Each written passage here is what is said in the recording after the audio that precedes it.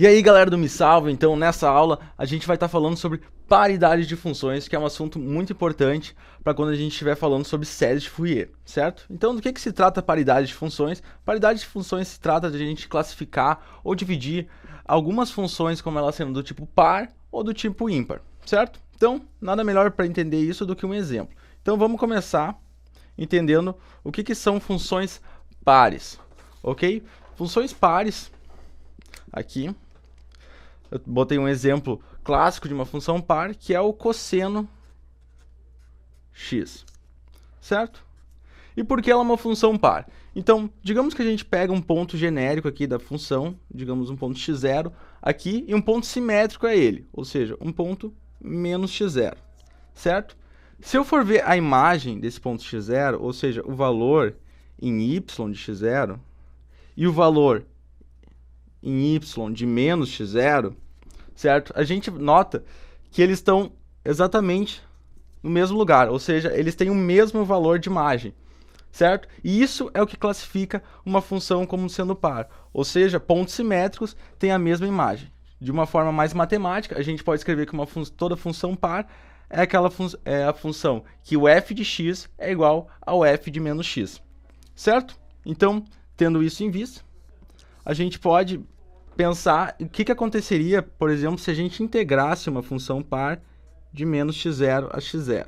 Então, vamos pegar uma função par aqui qualquer, uma f de x, integrar de menos x0 a x0. O que é integrar? Integrar é a gente calcular a área sobre o gráfico, certo? Debaixo da curva.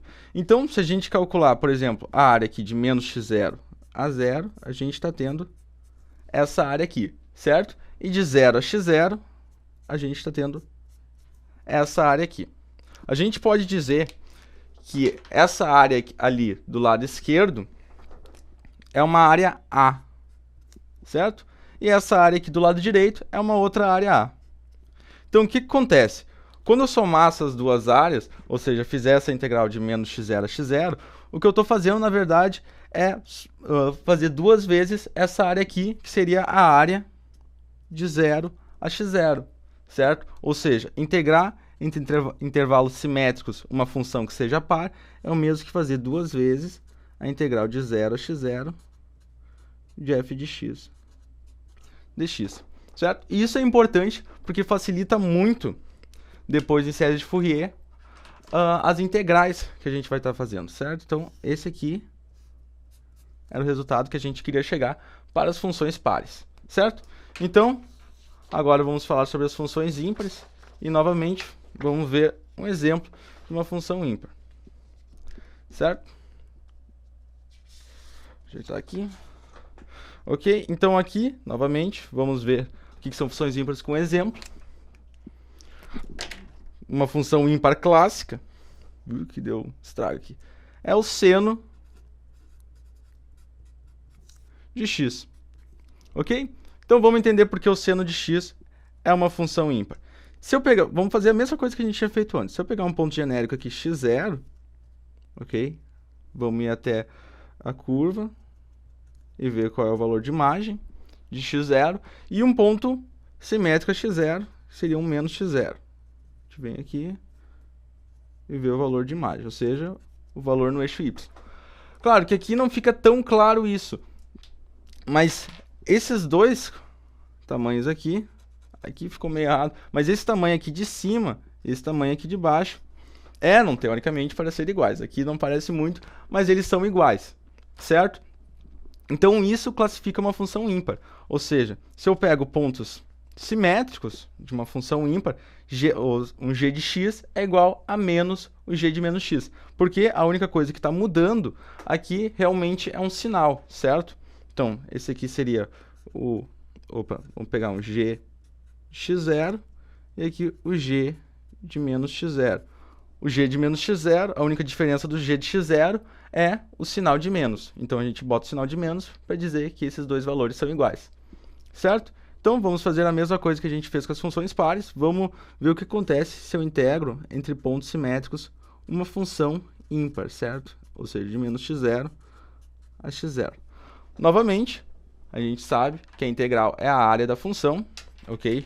qual vai ser a área que a gente vai estar vendo? Vai ser essa área aqui de baixo, ou seja, a área de menos x0 a 0, e a área aqui de cima, de 0 a x0, certo? Então, uma coisa muito importante que a gente precisa lembrar agora é que a integral é a área com sinal, certo? Então, se aqui é uma área A, ok? Essa área aqui, ela vai ser exatamente igual a essa área aqui. A única diferença é que ela vai ter um sinal de menos, ou seja, é um menos A, certo? Então, o que acontece quando eu somo essas duas áreas? Elas se anulam. Logo, a integral entre pontos simétricos de uma função ímpar é igual a zero. Então, era esse aqui o resultado que a gente queria chegar. Ok? Isso aqui vai estar nos facilitando muito quando a gente estiver fazendo a série de Fourier. Ok? Então, outra questão importante é, por exemplo, assim, se eu tenho uma f de x que é par e uma g de x que é ímpar, o que acontece se eu fizer o produto entre f de x e g de x? Essa função, ela é par ou ela é ímpar, ok? Então, eu vou demonstrar isso aqui de uma forma mais matemática, mas depois eu vou ensinar uma forma mais fácil da gente decorar e verificar isso sempre, ok? Então, vamos definir primeiro aqui, para fazer a nossa demonstração, que uma h de x qualquer é igual a f de x vezes g de x. A gente poderia pensar, por exemplo, que f de x é a função x ao quadrado, que é uma função par, e g de x é x, que é uma função ímpar, certo? E a gente quer ver se x ao cubo é uma função par ou é uma função ímpar. Como é que a gente faz isso, então? A gente pega, então, h de x e vê se o que acontece se eu faço um ponto simétrico, ou seja, um ponto h de menos x. Okay? O que eu vou ter aqui? Eu vou ter aqui f de menos x, porque eu vou substituir aqui também, vezes g de menos x, certo? Então, o que eu tenho que lembrar são dessas duas expressões aqui, primeiro para funções pares e a outra para funções ímpares, ok? Então, o que vai acontecer aqui? Como o f de x eu disse que é par, o f de menos x é igual ao f de x, certo? E como g de x é ímpar, o g de menos x vai ser menos g de x, ok? Então, reescrevendo h de menos x, eu tenho que h de menos x é igual a menos, esse menos vai ali, eu botei ele para frente, f de x vezes g de x. Opa, mas f de x, g de x, não é exatamente h de x, que eu escrevi aqui em cima?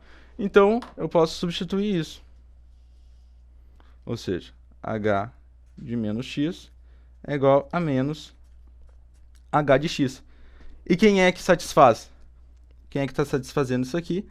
É uma função, a propriedade da função ímpar, certo? H de menos x é igual a menos h de x. Ou seja, uma função par multiplicada por uma função ímpar é igual a uma função ímpar.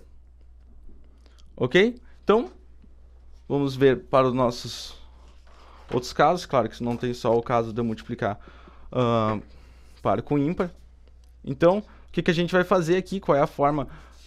Uma forma melhor da gente lembrar disso é pensar que as funções pares são representadas por um sinal de mais e as funções ímpares são representadas por um sinal de menos. Ok? Então, o que vai acontecer aqui? Quando eu tenho uma função par... Não, melhor vamos deixar aqui. Aqui estão todas as possibilidades, né? Par com par, ímpar com ímpar e par com ímpar. Então, quando eu tenho uma função par multiplicada com uma função par, eu tenho positivo vezes positivo, isso é igual a positivo.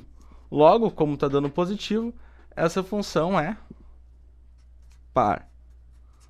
Ok? Agora, uma função ímpar com uma função ímpar, eu tenho que negativo vezes negativo é igual a positivo. Logo, eu também vou ter uma função par. E por último, o caso que a gente acabou de demonstrar, é uma função par, positivo, vezes uma função ímpar, negativo, é igual a negativo, logo, é uma função ímpar. Ok?